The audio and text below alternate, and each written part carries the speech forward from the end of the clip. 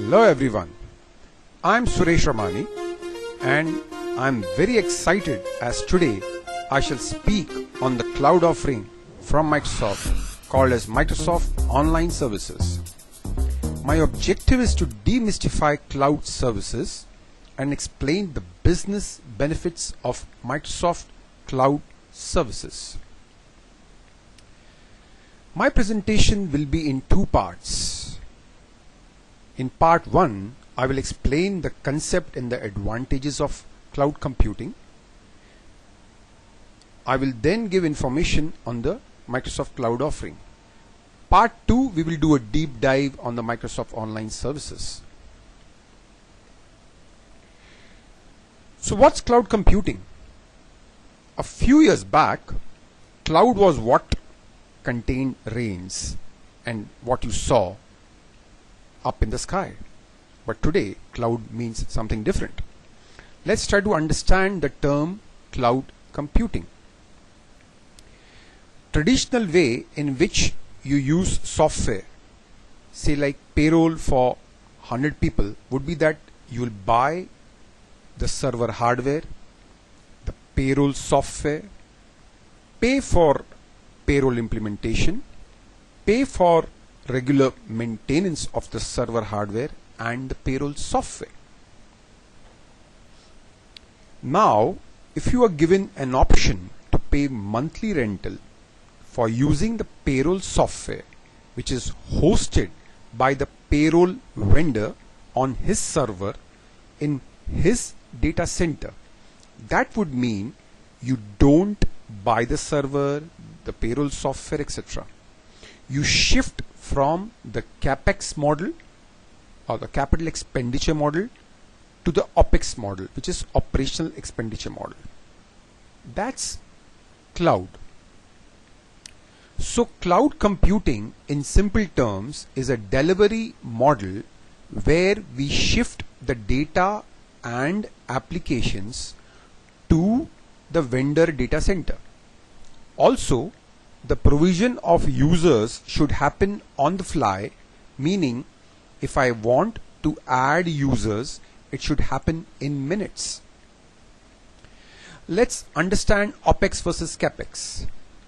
You need electricity, so you buy a generator, buy the diesel for regular basis, need operator services. That's the CapEx model. All this will help you generate electricity for your consumption. Or other option is you go to an energy company like Tata Power and they charge you monthly charges on your usage. That is the OpEx model. Let's look at some of the on-premise costs. When you have an application on-premise in your office, these are the costs which you incur.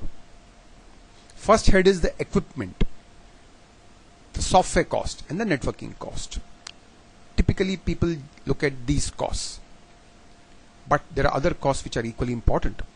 Second head is your expense to ensure that the system runs smoothly. That would include the cost of the manpower, electricity, maintenance of hardware and software. A big cost is the electricity, since it is needed 24 hours a day. The third head would be upgrade costs for the hardware and software. Vendors recommend a 3-year upgrade cycle, but in India we do follow a 5-year upgrade cycle, sometimes even more.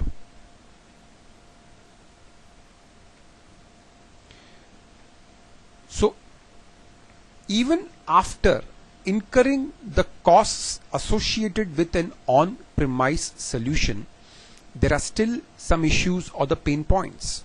First is the high CapEx. Any new solution needs a hefty amount of finance. This disturbs cash flows. Next, we have this issue where there is a service downtime during a migration.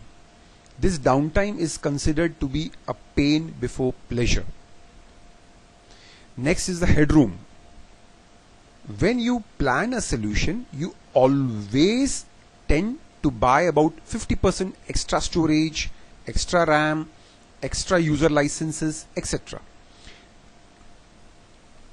This is to allow for the growth over next 3 to 4 years. This extra capacity is idle for long periods of time. Trained manpower is another issue. The effective usage of the solution to a large extent depends on the quality of people who implement it. Many times usage fails due to the lack of proper implementation. Geo redundancies is another concern. What if there is a major accident in the office building which houses the server? One example that comes to my mind is a 26/11 terrorist attack in Mumbai.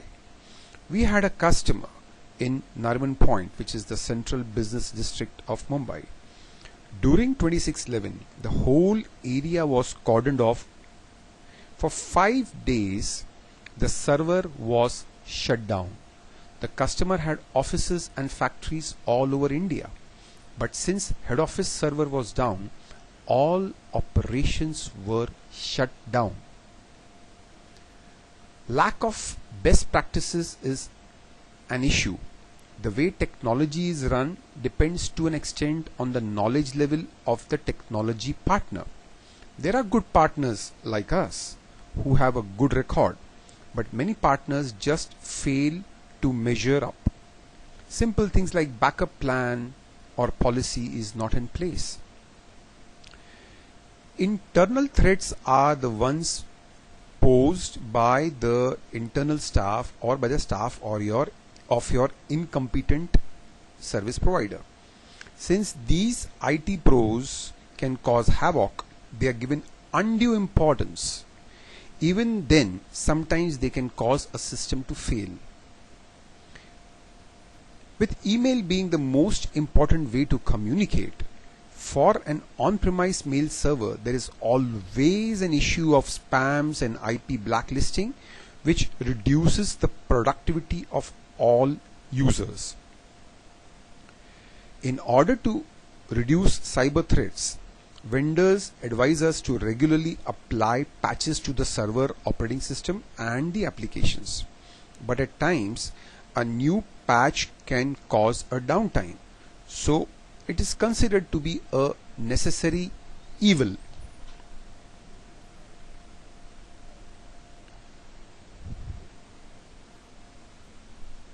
Let me give you a comparison cost for customer planning 75 users of Exchange under on-premise and under an online model.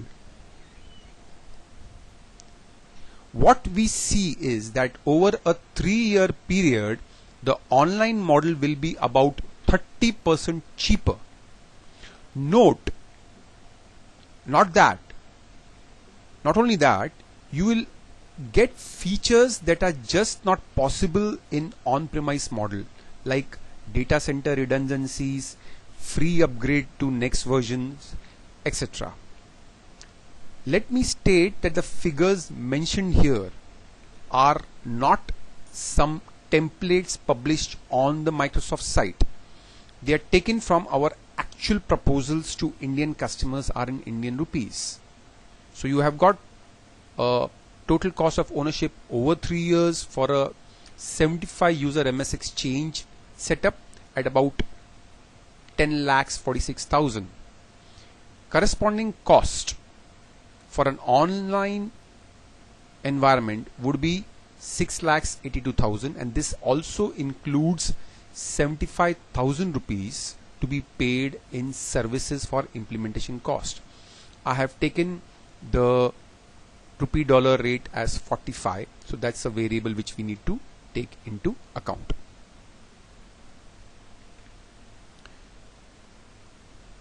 Another example is for a unified communication for 300 users. In this slide, we have compared on-premise unified communication solution consisting of Exchange, SharePoint and Link server with a complete BPOS suite or a Microsoft Online suite. Again, the figures are taken from our actual proposal to a customer. There is a significant 35% reduction when you choose cloud-based unified communication. And importantly, the cloud payments are monthly while on-premise are mostly upfront. So what we have seen is that from the cost angle, cloud-based solutions are definitely cheaper to use.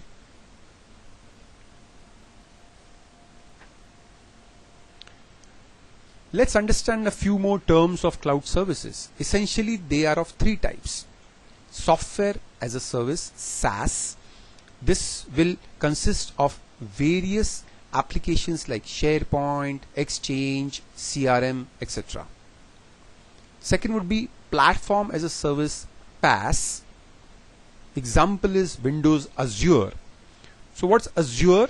Think of it as a Windows server in the cloud. In theory, you can have ERP deployed on the Windows Azure. Third would be infrastructure as a service, or IaaS. Amazon is a well-known provider in this category. You can hire a few Windows servers with the required compute power for a certain fixed amount of time. Introducing Microsoft Online Services. Now with this background, let me introduce you to the superstar of today, Microsoft Online Services. All the applications you see in this slide are fantastic solutions available as on-premise solution since many years. So what you get is a proven enterprise class solution now available as a cloud offering for customers. Every product listed here is a blockbuster product enjoying phenomenal sales.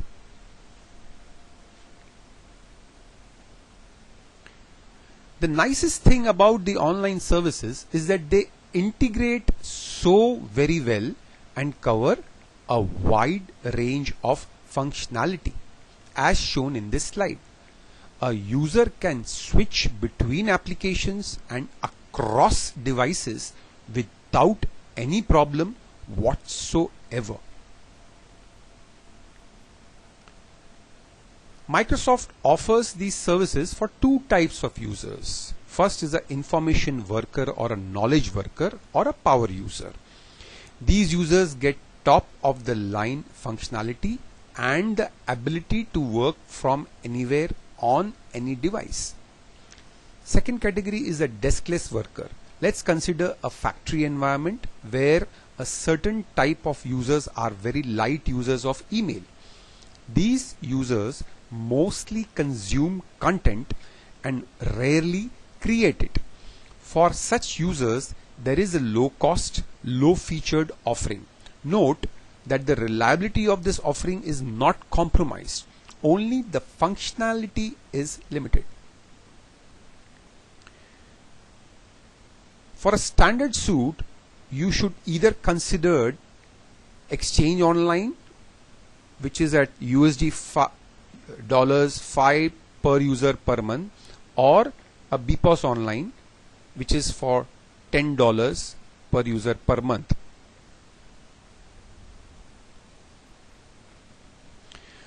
While Exchange Online is the best email system ever, I personally feel that SharePoint and live meeting are jewels. I'm especially passionate about SharePoint. So you should look at BPOS standard wherever possible, and at few places BPOS deskless, which is at $3 per user per month. Let's look at some rules, policy rules. Minimum order. As we saw in the previous slides, there are various services available. Supposing you want a mix of Exchange Online, BPOS Online and BPOS deskless, you have to ensure that there are a minimum of 5 seats per service. Price discounts. There may be price promotions. Besides that, the prices are non-negotiable. Next is the billing and the payment. You make monthly payments using credit card. If the monthly amount is more than US dollars 250, then you have the option of paying by check in Indian rupees after deducting TDS. Next, annual subscription. Let's say you start with 40 users. For 1 year, the number of users cannot go below 40, but you can increase the users during the year. At the end of the 1 year subscription, you can reduce the users to, let's say, 25. A 30-day cancellation. Once you start a service, if for any reason you wish to cancel the same, it should happen in the first 30 days. After the first year, you can cancel subscription by giving 30-day notice. Next, auto renewal. By default, there is auto renewal of service. However, you can decide to opt out of the auto renewal. One huge benefit of Microsoft Online Services is that these feature-rich, enterprise-ready applications, which are used by Fortune 500 companies, can now be used by even very small customers. We have in fact our smallest customer who has only 6 users. So between 5 and 5,000 users, you use the standard service. Beyond 5,000 users, you can opt for dedicated service, where you will get dedicated servers from Microsoft.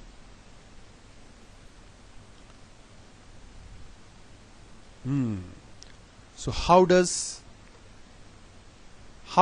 Google compete with Microsoft? In cloud services based email and collaboration services, there are frankly only 2 vendors which matter: Google and Microsoft. As you see in this slide, the Microsoft option is far superior to Google. Example, Exchanges just blows away Gmail. MS Office is far superior to Google Docs. SharePoint is just too good as compared to Google Sites. Add to this, Microsoft solution on offer have been used by enterprises for many years now. Google is just not enterprise ready. Microsoft cloud services can be experienced in the online as well as offline mode. The offline components like Outlook and SharePoint Workspace make offline experience very rich. Google, on the other hand, assumes that internet will always be available everywhere, every time. Sorry, that will not happen in India for next many years.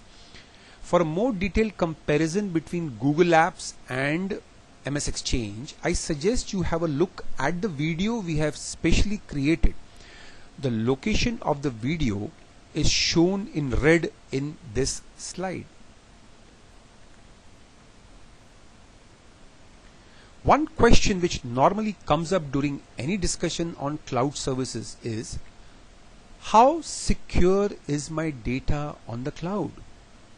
Short answer to this: extremely secure.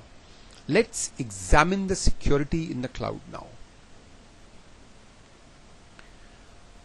Very few companies in the world can match the deep pockets of Microsoft.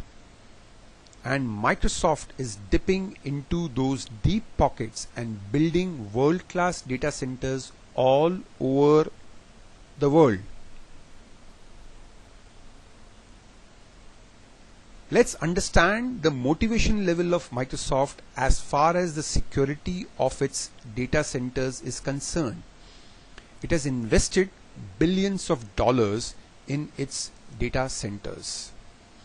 The company knows that if the data center security is breached, the customers will leave the company. Its complete cloud services will collapse. So all this makes it paranoid about security.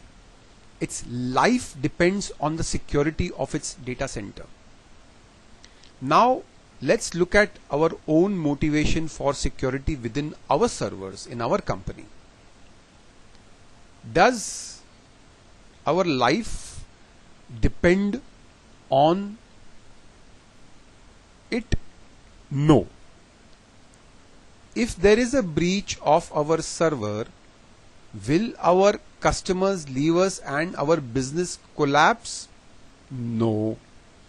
The security of our data is important, but for Microsoft, the security of data center is critical. So there is the big difference. Let's go to specifics now. In a Microsoft data center, there are 8 levels of security as shown in the slide. In the typical customer server, there are not more than 3 or 4 levels. In a Microsoft data center, each individual within a support and service team has either some sort of secure ID card or a secure ID token that is coupled with their role. Each individual must have a user ID and password and must apply a PIN with their secure ID token. Based on the role they have, they grant access per individual per service. So at no time will there be any single individual who will have access to your complete data. Each member will have bits and pieces which by themselves make no sense.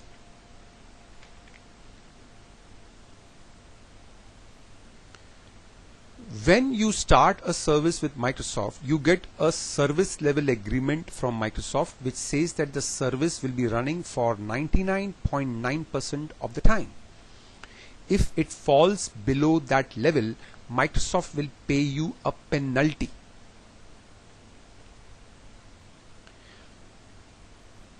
A best-in-class data backup policy is implemented. Data is backed up every day.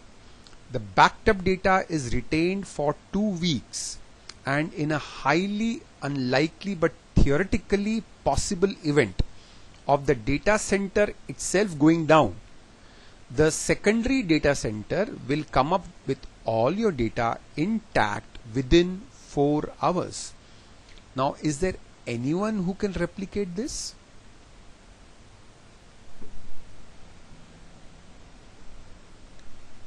This slide sums up the security. A few new points I will highlight. First, the data transfer between your PC and Microsoft server is secured by 128-bit encryption, making it extremely secure. Second, if a user deletes a mail and empties his deleted item folder, it can still be recovered within 30 days. Third, an add-on service of archiving is available. If you choose a few mailboxes for archiving, all mails will be archived for up to 10 years. Fourth, we can set up a silent monitoring account such that a copy of all incoming and outgoing mails go to one mailbox.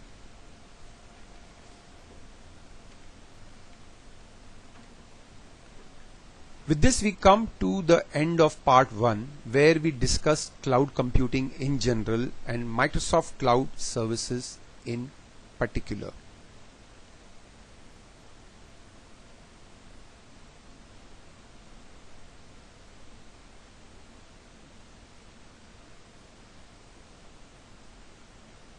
Welcome to part 2 of this presentation. Here we shall do a deep dive into the Microsoft Online Services and understand the business benefits of the same. First, let's look at the admin experience of the service. Customer portal, this is where you will subscribe to the new services or add new users. Note that it shows all the available services. In the subscription tab, it will show the active services and the number of user licenses. Admin Center is the second portal. This is the admin console. From here you can add new users, create distribution lists, create a support ticket. Please note the workflow. You buy the service using customer portal, but you allocate the service to the user using the admin center. Now let's have a look at the user experience.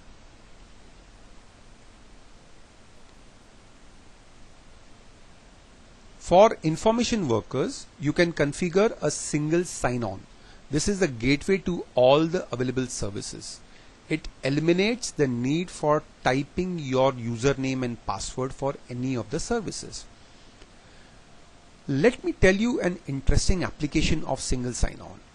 If you have a set of users who you wish should not get access to the data from outside the office, then you can set up the password on the single sign-on.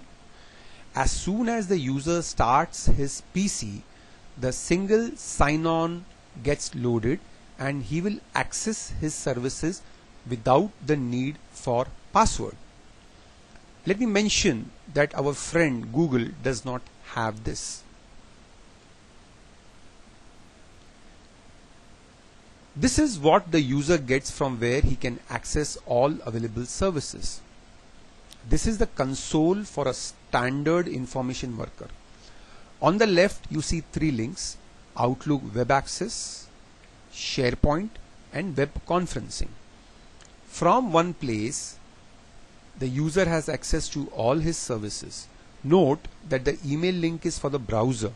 The regular way would be to start Outlook and use that for email.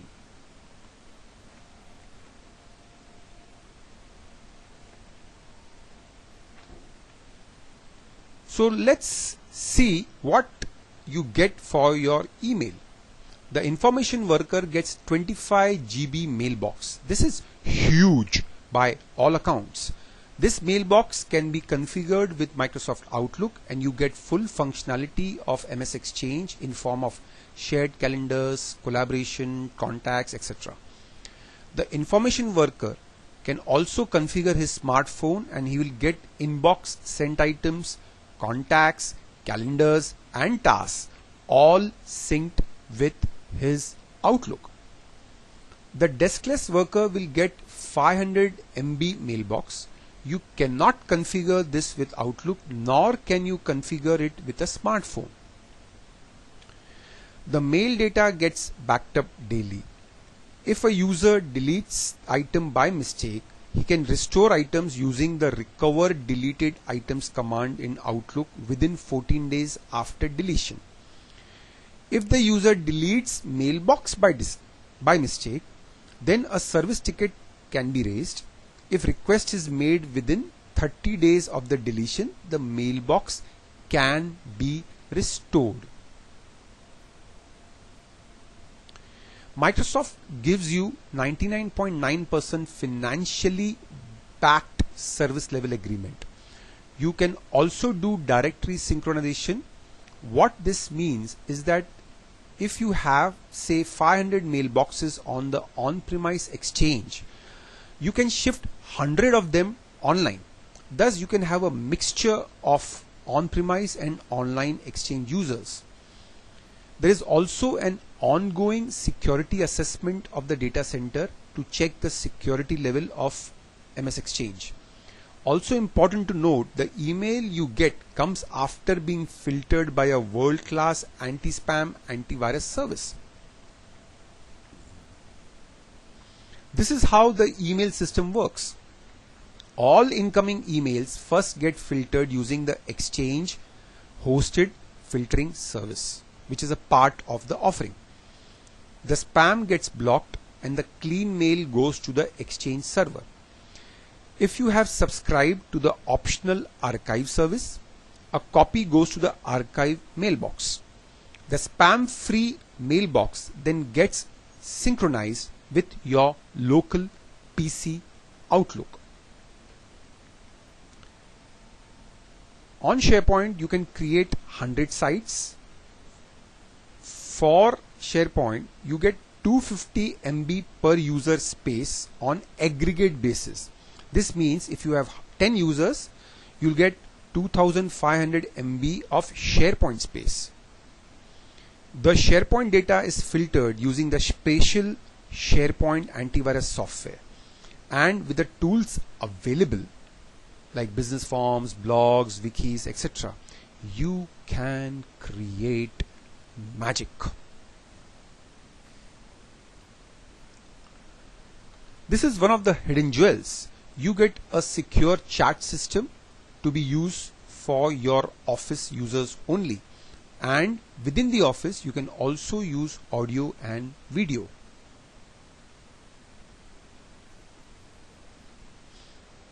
Note the screen on the right which shows if a person is available or not. This is presence. The window on the left shows a chat is on. An important point to note here is that if your staff is spread over multiple locations, you can involve people over multiple locations and do a secure chat together. You can have a record of the chat by setting up the same so that it gets copied to your local Outlook.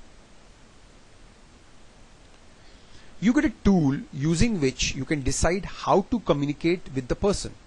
Just right click and decide the mode of communication and get started. This is the web conferencing solution. It gives you the tools like A. Whiteboards where you can draw and write, and this is visible to all participants. B. Text slides where you can have your presentation. C. Poll. You can use this to do a quick online poll, for example, am I audible, etc. D. A chat where you can do a one-on-one chat with the participants. It also has application and desktop sharing and remote assistance. So if your user from finance is located in a different city and needs help on Excel formula, you can take, and you are the expert, you can take control of his desktop remotely and put the formula on his Excel sheet. You can share your application with a remote user too. These tools can help you improve the desktop support to a phenomenal level. Let's see how easy it is to set up a live meeting. You click on the web conferencing icon of the single sign-on and you get this screen. On left is schedule meeting. Click on it, invite members for this meeting and send email, which is well integrated. The recipient gets email like this. He just clicks on join the meeting and he is now a part of the meeting. This is the screen of live meeting with all the options. There is attendee tab which lists all those who are taking part in the meeting. Companies can save 20% to 30% of travel costs just by using this tool. About TechGyan, we are a Microsoft Online Services Partner Advisor. Our core expertise is in Microsoft Exchange and SharePoint. We are one of the foremost Microsoft certified small business specialists. In the year 2007, we won worldwide award as a small business specialist partner of the year. About myself, I'm a Microsoft certified sales specialist for Microsoft Exchange 2010. I was a part of a worldwide advisory council for 2 years and was designated as a partner area lead, PAL for short. In 2009, Microsoft nominated me as a most valuable professional. I am also the founder president of India West chapter of International Association of Microsoft Channel Partners, which is the largest association of Microsoft partners in the world and is present in more than 40 countries. We offer a range of cloud services to ensure that you make optimum use of the Microsoft Cloud services. Assistance with ordering. We can guide you on how you can place orders for the required services. Deployment and migration. We can then help you migrate your current email system to Exchange Online. We can also assist you in deploying the applications, other applications like SharePoint, Live Meeting and Chat. Of these, the email migration is the most critical. Our deployment methodology will ensure that migration is smooth and there is no loss of time and data. Customization and integration is mainly used for SharePoint. Based on the need analysis, we will then implement various SharePoint applications, many of which may be customized for your needs. We have the required skill sets to deliver the same. Managed services. We have services which may be required on the ongoing basis. Some of these are managing the desktops and Microsoft Outlook of users, managing the mobiles of the users, raising support tickets with Microsoft, getting tele-support from Microsoft, configuring new users and deleting users who have left, taking the backup of Outlook data, ongoing user training in Microsoft Outlook, SharePoint, Live Meeting, managing user permissions on SharePoint sites, integrating new applications on SharePoint. As you see, we have developed a full suite of services covering the complete life cycle of cloud services. Next step. So if you wish to explore how your company can take advantages of cloud services, we can do a cloud assessment of your business and technology needs. If needed, we can also set up a trial for you.